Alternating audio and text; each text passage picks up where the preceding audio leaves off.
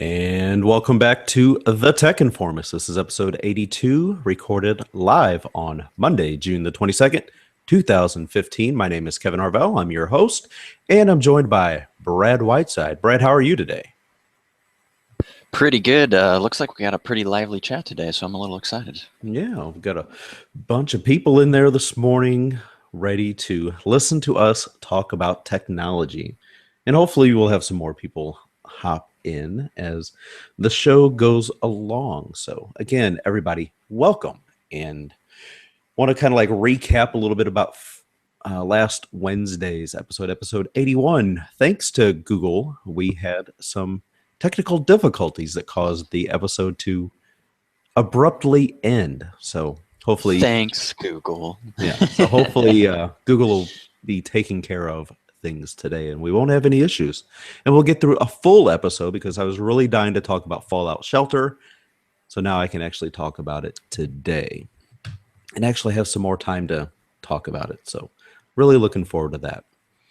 So for people that are new to the Tech Informist, that are just listening to the show for the first time and or watching, we do have a lot of people that do like to watch the replay. I'd like to welcome you. And the Tech Informist is a, let's see, what would you say? Well, just Monday and Wednesdays. We record 2 times a week now. We've dropped from 3 to 2 episodes per week. And we like to just talk about random tech news that comes across our news feeds. So if you're looking for tech news, you've come to the right place. You can find us on Twitter at Tech Informist. That's where we're mostly active. But if you are a fan of Facebook, you can join us there. And also, if you're a big fan of Google+, you can find us on there as well. So we will go ahead and get things kicked off today. Brad, I know you wanted to talk a little bit about Sony and the PS4. Yeah, surprise, surprise. But actually, it is good news for those of us who game and are fans of games and have a PS4 or looking to get one. Maybe, Kevin, huh? We'll have to see. Yeah, we'll have to see. But Sony is announcing the 1 terabyte edition for the PS4, and it will come in matte black and matte white. And supposedly, it is a little bit lighter, like 10% lighter, like the console. Not that the console's heavy, because it's a lot smaller than the Xbox One, to be honest. Right. But it also runs more efficiently by like 8%, which is interesting. So I guess they changed a few internals, or maybe the power supply, like the little brick that sits outside your console. But I thought that was kind of interesting that they kind of answered back to the Xbox One already putting out their 1 terabyte console. So what do you think about that? Yeah, it's about time that they put out a terabyte. And also, let's see, these consoles have been out for a little over a year and a half now. 2 years. Well, yeah, about a year and a half. Yeah. Yeah, so I mean, it's about time they start doing some redesigns and start putting out their quote unquote, not necessarily a slim model in this version, because really that'll come later. Yeah, the sizes haven't changed too much, but I'm glad that they're both going away from the shiny finishes. I mean, I know you like shiny. I do. But with my PS3, it's one of the original classic, I guess you would call it classic 60 gig fatty model, as they like to call it. But it has full backwards compatibility. But the thing is a dust magnet because it's all glossy and shiny. I'm like, ugh. And it shows scratches when you've like dusted it off. I'm like, don't need to have that. Well, that's why I like shiny white, Kevin, because shiny white doesn't show scratches or dust, and it stays shiny, well, for the most part. For the most part, yeah. No, so I'm glad that they're doing that. And which, if you can see my shiny white virtual tour over here, I love my NZXT case. Yeah, but I'm super excited to see that. I think that's great for like I said, anybody who doesn't have a PS4. This is now you've got a choice. You can get 1 terabyte Xbox One or 1 terabyte PS4. So it's good. And by the way, the white on the PS4 is slick looking. Oh Whew. yeah, it is beautiful. I mean, I believe they released those initially with the Destiny pack, wasn't it? Yes. I don't know if that was the first one to have it, but yes. Okay, that's what I remember first seeing with the white ones. So that's good. That is good. And also, Sony has kind of responded to the Xbox One getting some backwards compatibility by saying that it is unlikely that they will do backwards compatibility. Well, Microsoft is a software giant and they're really good at what they do. So, I mean, it was kind of a feat that they emulated a 360 and then put it on a console. Right. That is incredible, which I actually did play around with this weekend because I got the Xbox Live for some reason, like sent me a thing to join the beta or whatever. And I'm like, well, why not? So I did and put some old 360 games on there. I put Perfect Dark and Banjo-Kazooie, two of my childhood favorites. Yeah. And they ran smooth. Everything worked great. It even has like a Xbox 360 menu. Okay. So you can actually like play with your 360 friends who don't have Xbox Ones yet. So that's really cool.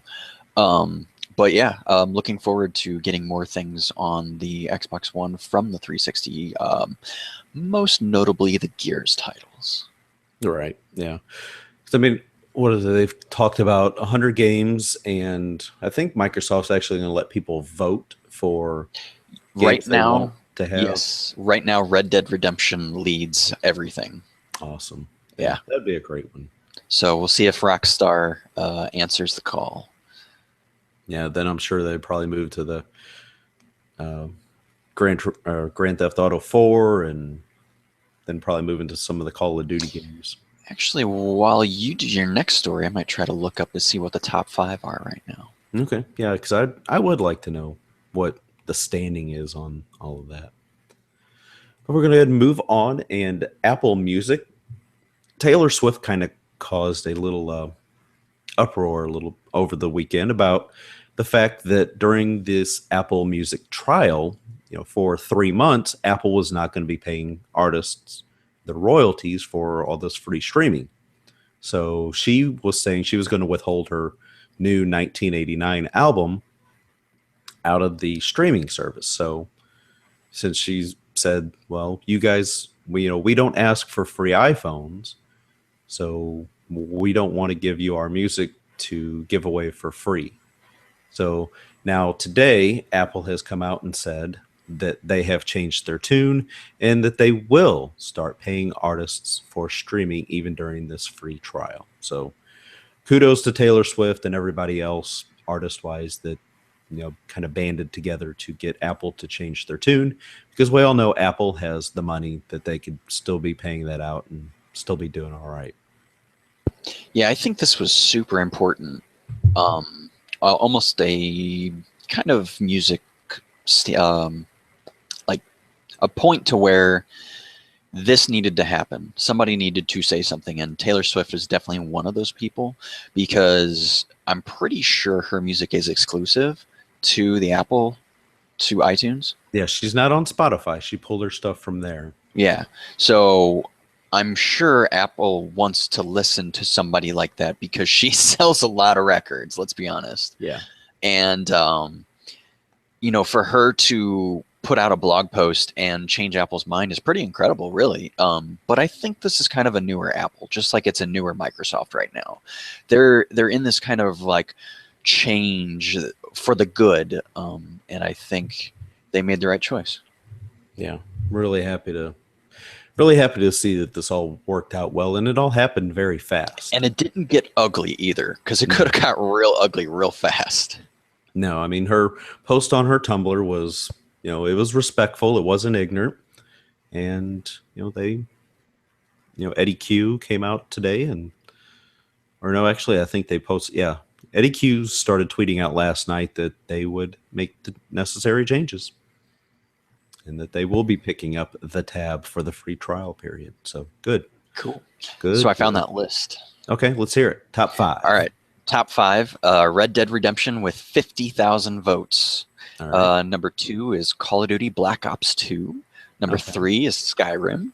Number 4 is Halo Reach. Number 5 is Call of Duty Modern Warfare 2. And number 6 is Gears of War 3. Okay. Had to throw number 6 in there. Nice. Yeah. Awesome.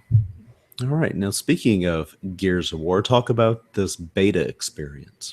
Yeah, so that was probably one of the biggest shockers other than the backwards compatibility for me Mm-hmm. at E3. So as soon as he was like, "Oh, we're doing a Gears of War beta," I'm like, "Yay, when is it?" And he's like, "When it comes out today," and my mind blew up. And yeah, so I was super excited for that because, as you know, I'm a big Gears of War player. It's a very competitive, kind of in a way a smaller niche community, very competitive, very caring about how things come out on the game. It's not your typical run of the mill shooter. Like it takes a little extra skill Right. to be good at, and it can be brutal if you're like a newcomer and trying to jump in like feet first into the full multiplayer experience. Yeah. I'd have a tough time. Yeah, it's third person shooter, but it's cover based system, so you can do some pretty interesting things with that. But yeah, so I played pretty much every day since it came out, whether it be like one match for that one day Mhm. or a few hours worth. But each day they give out rewards for logging in and playing a match, and it's like weapon skins and whatnot for the final release of the game, which is August 25th for the Gears of War Ultimate Edition, which is basically they take the first Gears of War game, not only remastered it, but polished it and kind of redid everything for it, which is pretty incredible. The controls remind me of the first game a little, but Okay. they're not quite as clunky. They're a little smoother. And the multiplayer experience definitely reminds me of the first one in certain aspects. In others, they tried to take bits and pieces of the third one that made sense to put in there, like spotting enemies and grenade throws. But yeah, overall, I'm very pleased with the game, and I think this will hold me over till Gears 4. So Okay. Nice. Now talking about the install of that, was there how did that work with the? Didn't you have to get like two different beta codes or? Oh yeah, so I didn't know this at first, but so I got a beta code right away because you automatically get one if you've played all of the Gears games. Okay. So I got one right away. So I put the code in, and you sign in, and it's like, oh hey JK, you actually need another code in order to activate your Gears beta. They like had it super locked down. You couldn't stream it, even though people were streaming it right away on Twitch. Those got taken down pretty quick. Um, couldn't stream it, couldn't take screenshots. If I even tried taking like a screenshot or an Xbox record that moment, just to see if it would curate, and it would not curate. I think it was something in the coding that would Wow. eliminate those commands. But yeah, you needed the two codes, and so I finally got my second code after getting on the website and finding out all the little bits and goodies about that. So Okay. yep. I just know that there was, multiple codes and people were like, wait, why do I need two codes? Yeah, I think they needed the two codes because they had it just, like I said, super locked down. Right. Didn't really want to share a whole bunch with the world, but still wanted it full on beta. So Okay. Good, good. All right. So talking about Windows 10, we're just about a little over a month away from the full release of I am so excited. Windows 10 for desktop and laptops. And I guess it was, let's see, when did this blog post come out from Gayball? On the 19th. So, excuse me. It has finally been determined, how that they're going to be doing these upgrades and who's going to be available to get these. Now, Gabe All posted in this blog post that if you have installed like these beta versions, like the current release is it 10.130.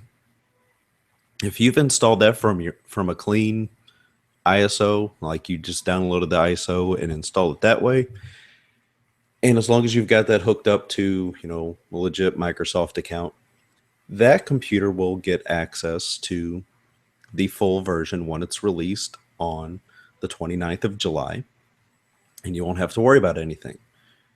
So for example, if previously it was just mentioned, if you've got Windows 7 or Windows 8.1 and you did an upgrade, you wouldn't have, you get that free upgrade.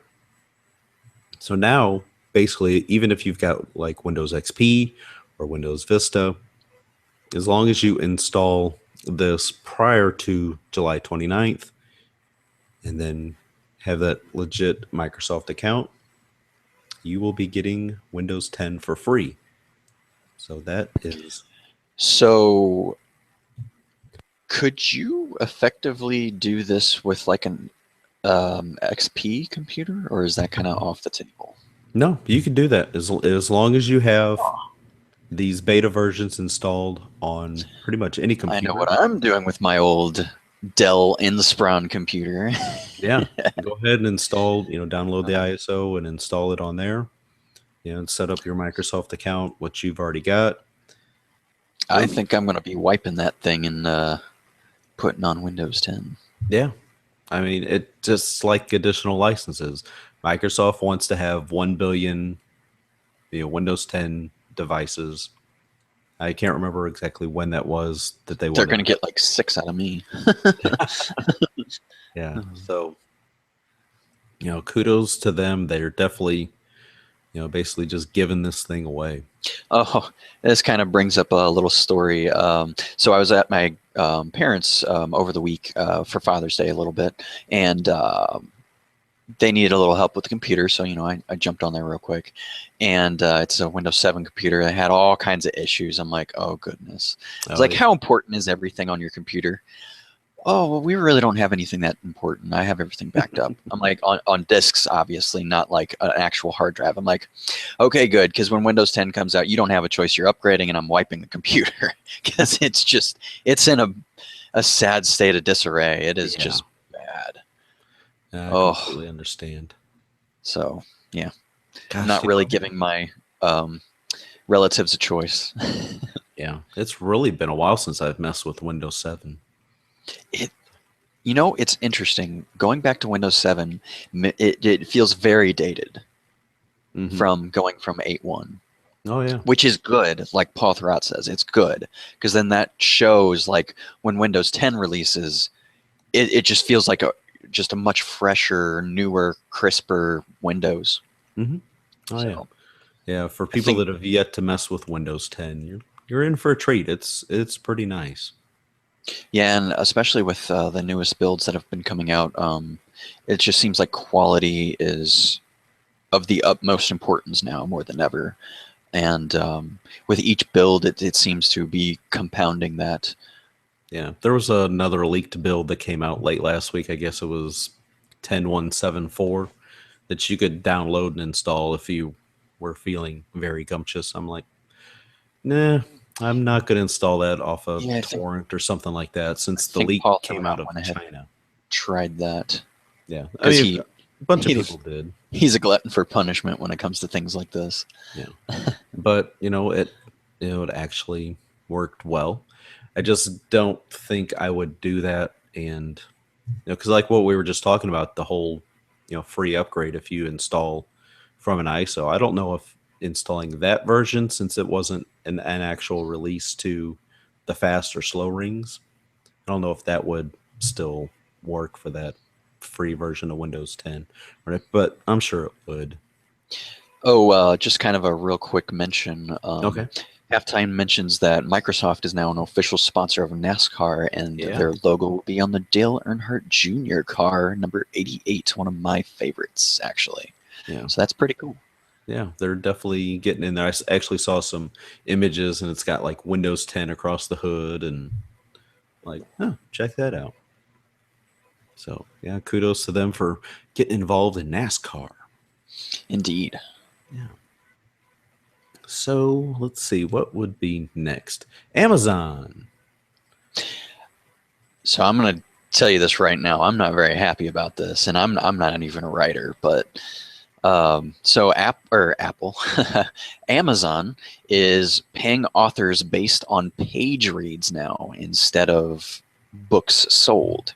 So effectively, um, they're going to start keeping track of how many pages people read on like their Kindle or whatever, and they're going to start paying people based on that instead. I do not agree with this because I feel like this could really kind of hurt the way people write books. Um, so before you're even thinking about this, no, you can't enlarge the text and make really big text and just run through pages. They kind of already nixed that, but you actually could add pictures, which I don't know. That's kind of odd, but pictures actually count towards your page reads, so might see more pictures now. I guess I don't know. I feel like this is going to artificially do some bad things to the digital book industry for a little while until they get this sorted out or figured out. Because I really do not feel like this is a good move. Because a lot of people, they will buy books on sale, but they'll put it kind of on the proverbial shelf, if you will, and not touch it for maybe a month or two till they have some time to actually sit down and read it. So I mean, that author might not get paid for that right away. So I don't know. I don't agree with this. Yeah, What do so you this think? is, I mean, this is for the Kindle Unlimited and Kindle Owners Lending Library. So those authors will no longer be paid for each title downloaded. Yeah, I don't know. And and no, authors can't change the text size to Yeah, get more page reads. but it's curious though because they can't change the text size, but they can add pictures, and pictures count towards those book reads. So it's kind of weird. Yeah, it's definitely different. It could sway future writers, and it seems dangerous to focus any artistic endeavor on money, but perhaps in some cases it will prove helpful. Yeah, I mean, on the flip side, I suppose it could. You could, I don't know. Yeah, I guess every end of chapter could have like a cliffhanger to kind of want you to read more. But Yeah, then I don't know. It kind of feels like a lost episode then. yeah. But I don't know. We'll have to see what happens with this. indeed, I'm not, a writer of like books and stuff like that. But if I was going to throw together like an ebook or a tutorial about something and it be 25, 30 pages or something like that, then, I'd want everybody to read every single page right? and not just go through 4 or 5 pages and not get paid like I would have people downloading the entire book. So the next thing that I wanted to talk about is a prime example of why you want to make sure that your QR codes and short links are up to date with domain names. Now, Heinz Ketchup this week had to apologize to a German man who was directed to a hardcore porn site after scanning a QR code on a ketchup bottle. The man scanned the code thinking it would lead to a promotional site where he could design his own Heinz Ketchup label. But as the local reports, Heinz' label design campaign ran from 2012 to 2014, and the domain expired this year in 2015. It was then snatched up by a German porn site called Fundorado, which is why Corel's QR code led to thumbnails of sex videos. So he was looking at an outdated ketchup bottle, and Heinz let the domain basically expire. And so whenever you scan this QR code, whatever domain that QR code was linked to was then redirected to this porn site. Oops. Yeah. So Corel notified Heinz of its mishap on its Facebook page, writing that the ketchup probably isn't for minors, and criticized the company for letting its domain expire. Heinz replied to his comment saying that we really regret the event very much, and they were happy to take your suggestions for how they could implement future campaigns on board. And the company also said it would send Corel a bottle of ketchup with his own design label. And not to be outdone, Fundorado then commented on the same thread, offering a free 1-year subscription to its website. Yeah, Oh goodness. Technology. can be good and bad. Yes, it can be. So definitely keep up to date with your QR codes and anything that any links that you create. Your websites. Yeah. Like, I mean, I let a few domain names go last week, just websites that I'm just not going to do anything with. And if I had them attached to anything, like for example, a water bottle design, and it was attached to a QR code, and the QR code was going to that site if somebody, came up with some kind of, bad website, and they scanned the QR code, well, it would go to that thinking it was from me. And it wouldn't have been my fault. So just be wary.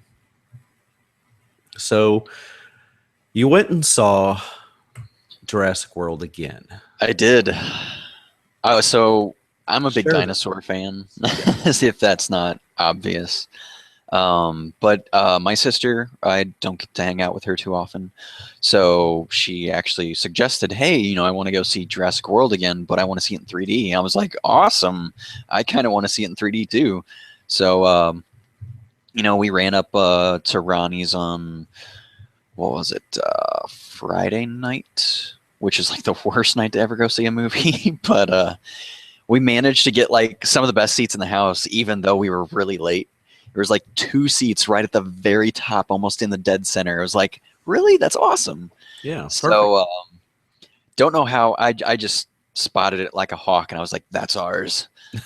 So I went and grabbed those, and there was a few previews in 3D, Ant-Man being one of them, which was really cool because it was like they were doing like a shot on top of the old World Trade Centers. And like the depth of field for that is just incredible. Like, is really cool. In my opinion. Was that Ant-Man trailer the same as we saw during Avengers, or was it was a little extended? Okay. So a little more like of a character building aspect to that. Okay. Because or no, wait. I think I'm confusing Ant-Man with another trailer. Actually, I'm sorry. Oh, so there was another. There was another trailer. It was about a guy tight-roping across the World Trade Centers. Actually, my bad. But there was an Ant-Man trailer, and that was also excellent. But Jurassic World itself in 3D was just phenomenal. It definitely, hands down, one of my more favorite 3D movies that I've seen. I figure, so the way I look at this, I don't have a 3D TV or anything like that. But going to the movies, you kind of only get like this one opportunity to go see it on the big screen, so to speak. And getting to see it in 3D is kind of like an addition to that. Mm-hmm. It's like you only get to do it once kind of thing, in a way. Right. And after that, it's done. It's like, I don't see any reason why anybody wouldn't want to try, 3. I mean, I understand some people just don't like it. It either makes them sick or what have you. But I do enjoy it. And so in this instance, you liked the quality of the 3D? Because I heard that Jurassic World was not filmed in 3D, and 3D was thrown in after the fact in post-production. I thought it was. No, I heard that it was actually, according to a local movie reviewer on radio here in St. Louis, he said it was thrown in after. Oh, interesting. Yeah, I mean, I guess I really just couldn't tell. Okay. Then it looks did great. good to you. They had you completely fooled. Yeah, I mean, like I said, the depth of field was good, and it just was, even though I knew exactly what was going to happen, I was still excited for the movie. Like I said, the depth of field was really cool. It's just a different experience. Okay, good. Really cool. Yeah, now I need to get out and see Jurassic World. Yes, you do. Still need to see Mad Max too. Mad Max is going to disappear out of theaters. I know. I guess I need to go see that one first. Yes, so, since it's probably going to have a shorter. I believe that's in 3D as well, which I would definitely go and see that in 3D. Yeah. Okay. Yeah. Which, if you're keeping count this year, yes, Mad Max is my favorite movie of the year so far, with Jurassic World being second. Halftime says that movie trailer you're talking about is called The Walk. Yep, Joseph Gordon-Levitt. That's what I was looking for. Okay. That's it. The Walk. Yep. It looks like a really good movie. Oh, I'm a fan of Joseph Gordon-Levitt too, so I like what he's done so far. Yeah, he is a good actor, very very good actor. Yep. All right, so we're gonna go ahead and talk about Fallout Shelter now. Oh yes, enlighten us. All right, we talked about this, during the E3. I guess we talked about it last Monday. It released last Sunday night on iOS and it's available for free. So if you have an iPhone or an iPad, you can download and install this. Don't If worry, you're, it's coming to Android. It's just taking a little longer. it's just taking a little longer. Okay, so it's not just an exclusive, but for now it is. So right now the purpose of this is, if you're at all familiar with the Fallout series, nuclear disaster, and you have these dwellers, and you're trying to build basically it's a nuclear bomb shelter, a new civilization underground. And you start off with so many dwellers, and then you have to build something to produce water, something to produce energy, something to produce food, and then you have your residents, barracks or whatever that the people live in, and each one has different set of skills. It's all aligned with the acronym special. S is for strength, and A is for agility, and C is for charisma. Now charisma plays in a big part here, because obviously your people have to reproduce. You've only got so many dwellers, and well, they have to repopulate civilization. So if you take two of your characters and put them up in the little barracks residence, if they hit it off, they'll make a baby. And then That's funny. That's how you repopulate your civilization. And you keep expanding into like armories and classrooms to kind of like upgrade your characters into their different skill sets, to make them better, more productive people. And you can merge rooms together. Like, for example, if you take two power stations, you merge those two together whenever you upgrade the rooms, then the production increases, and it's really fun. You have different little incidents that you can rush production for specific rooms. If you're like, man, I'm really short on this, I'm gonna take a chance and try to rush production here, and you have a certain percentage whether it's going to fail or be successful. If it's successful, great, bonus. If it fails, then either the room can catch on fire and the people that are assigned to that room or you can have rad roach infestations, and these things are pretty tough. I had one incident that I had two of my strongest characters out actually exploring the wasteland, and yeah, these little things kind of took out a significant chunk of my population. So Oops.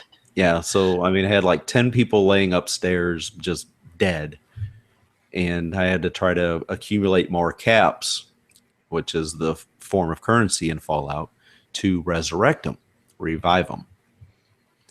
And it's taken a while, and I still got like 4 or 5 more people to resurrect, and I've got a whole bunch of kids running around, a bunch of pregnant women that still need to have babies, and the kids will grow up to adults. So I've got a lot of people that are just don't have nothing to do, because I had to destroy some of my training rooms to accumulate caps so I could revive characters and make sure things were still being produced in my little dwelling. You can also get attacked by raiders that just are randomly attacking. Huh. It's really fun. So, real quick, for those of you not familiar with the Fallout series, the special thing that you were talking about is actually in the Fallout game, and it's how you kind of hone your skills. Like when you first start off, you can choose like intelligence, charisma, science. I forget all of them, but yeah, that's definitely in there, which is really cool that they included that in the mini game. And then also the rad roaches and the raiders. That's pretty cool. that there's kind of like these events that happen that you need to try to help contain or prevent as much as possible. So sounds Yeah. like a pretty cool game. It is. It's very fun. The graphics are really well done. If you pan left and right, you can, kind of get different perspectives inside the room. So as of last week, that was making more money than Candy Crush Saga, which is pretty impressive because there's a lot of people that play Candy Crush Saga. Yeah. You do not have to pay to play, but you can, because you can do different objectives and get rewarded with what's called lunch boxes. Mm. Or, you can buy lunch boxes, and lunch boxes obviously can give you, a set of like 5 cards, and you flip the cards over, and it might have a special character, it might have resources, it might have an outfit, or might have weapon that you can outfit your character with that will increase their, like with outfits, depending on what outfit it is, it might give a boost to a certain characteristic, for luck, for example, or charisma. So it's really really a fun little time killer, and it's killed way too much of my time the last few days, especially. Uh-oh. Yeah. I would really like to see that come to Windows 10 as a universal app. Yeah, I think that be would really neat. that'd be awesome. I would definitely play it a lot then, obviously. Yeah, As of right now, I don't have an extra iOS device. Yeah. So yeah, it's definitely really fun. So that pretty much does it for the news of this episode. Go ahead and move into app and entertainment picks. Brad, I'll let you kick this off. yeah, so one of my Xbox Live buddies uses Pandora frequently, and at one point we were kind of talking about music, and he's like, well, what's your favorite instrument? I was like, well, I really like the violin. It's really cool, I think. And he's like, okay, well, what's your favorite genre? And I was like, well, I'm kind of big into techno. And he's like, all right, I got the perfect person for you. Lindsey Sterling. It's kind of this techno meets classical. They call it classic crossover. And I put that as a station on my Pandora.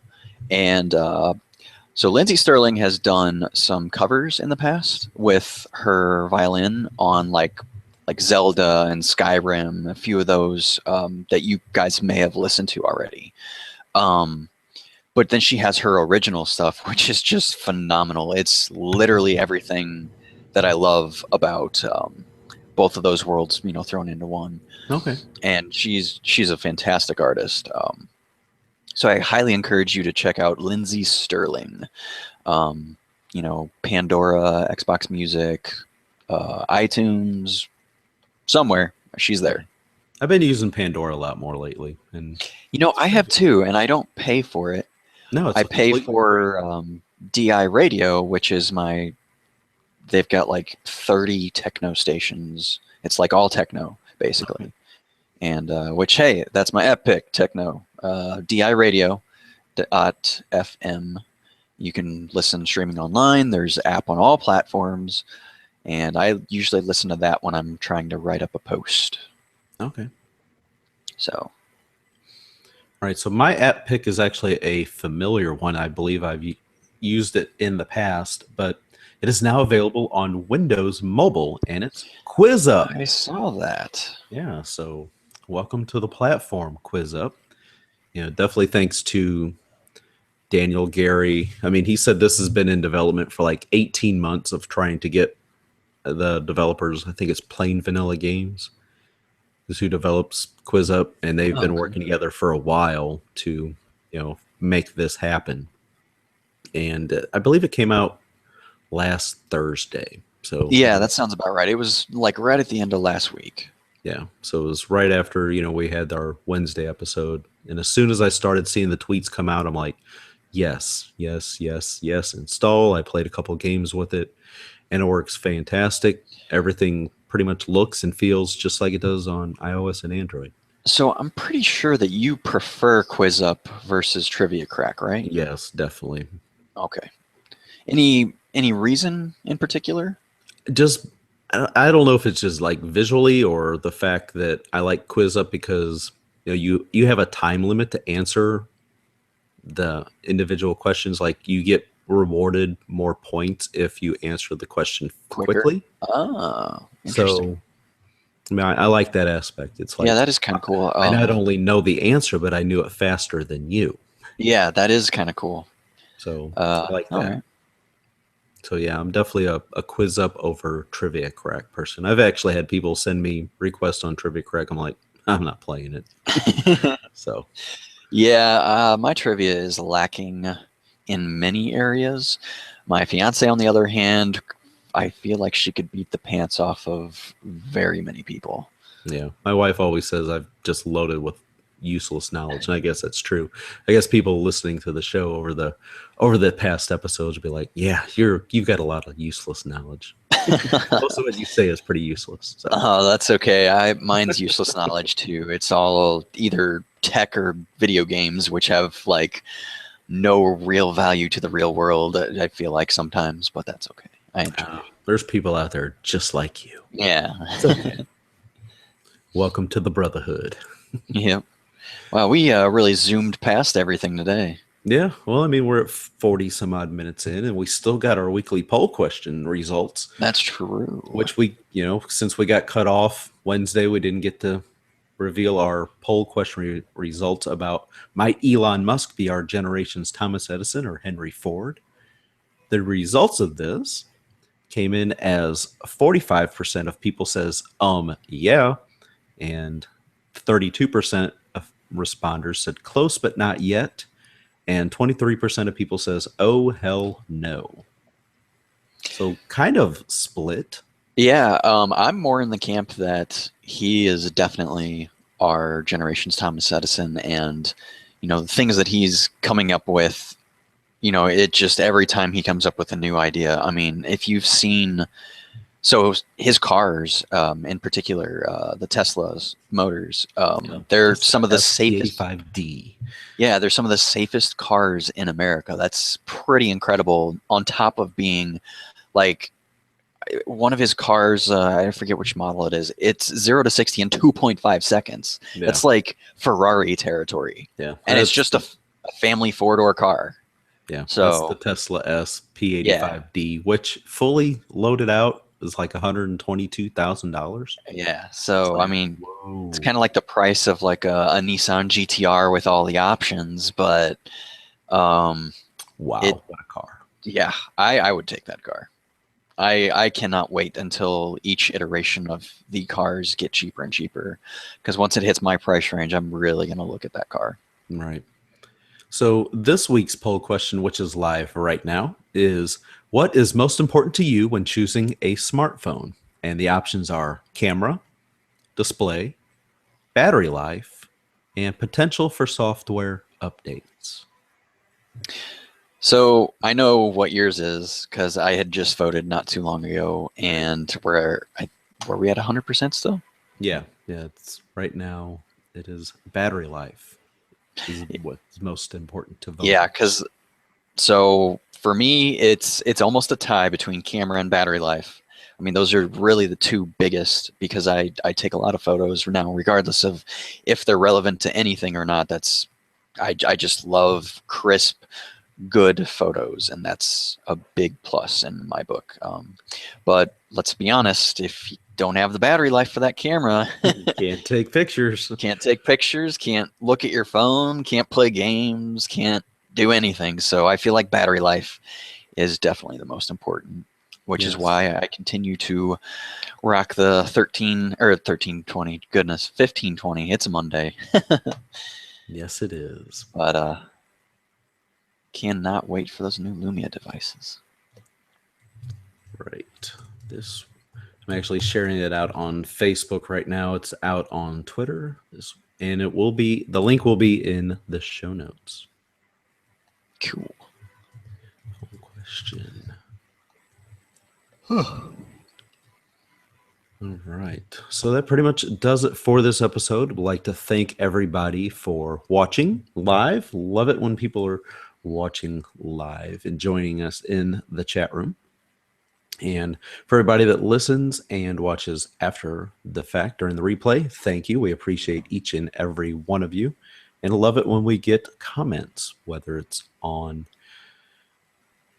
YouTube or feedback. We love feedback. You can email us feedback, contact at thetechinformist.com, or you can just give us feedback simply on Twitter as well, or Facebook or Google Plus, or just whenever, wherever. We love to get feedback. So also want to quickly mention another show if you're big Microsoft fans, the MS Mobile Show, hosted by Vernon E.L. Smith and David V. Kimball.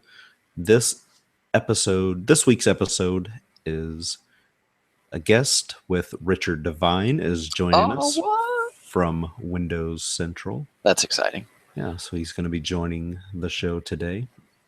I really enjoy Richard. I love his posts. Yeah, Richard is a great guy.